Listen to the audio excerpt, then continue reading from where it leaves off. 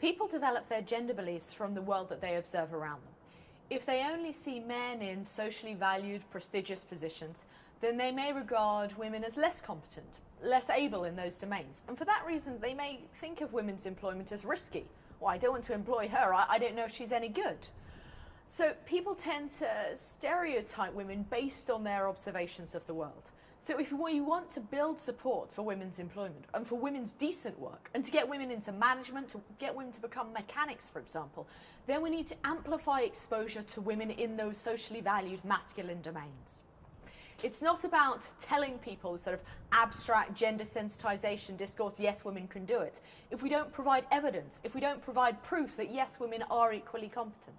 So there are numbers of ways in which this might be done. For example, if the World Bank has a rural electrification program, it could include a quota that 30% of the electricians will be women.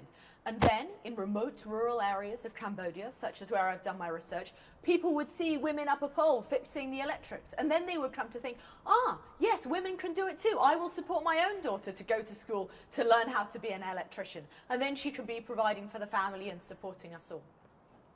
So to tackle these gender ideologies, we need to amplify exposure to women in socially valued domains.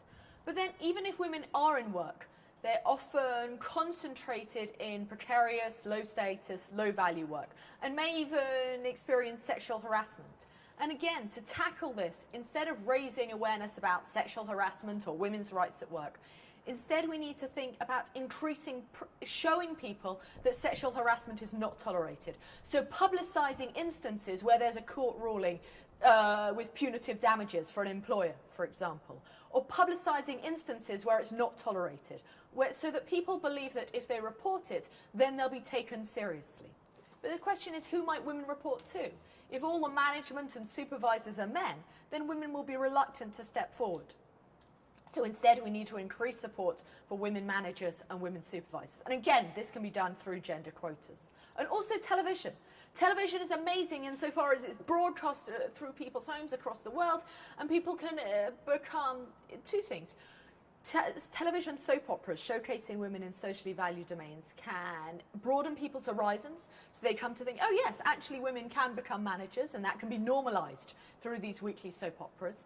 And also it can shift people's norm-perceptions. They can come to realise that women managers are normal, that other people are doing that too. Their favourite soap includes a women manager, of course it does. So besides building support for work, tackling sexual harassment by publicising negative sanctions, we also need to build support for managers, either through gender quotas or through utilising television. Television might also be used to address women's double burden. We often find that women go into the workforce but are still doing a second shift at home, doing the washing, the cooking, the cleaning.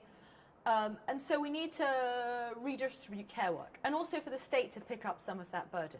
And again, television can play a key role here, showcasing men acting as carers, showcasing men doing the washing up, whether it's a cooking programme where men are taking part, normalising men's care work. Only then, by tackling these gender beliefs that women are less competent, that women in socially valued domains, and that women are only suited to care work, can we really build support for more inclusive development. Thank you.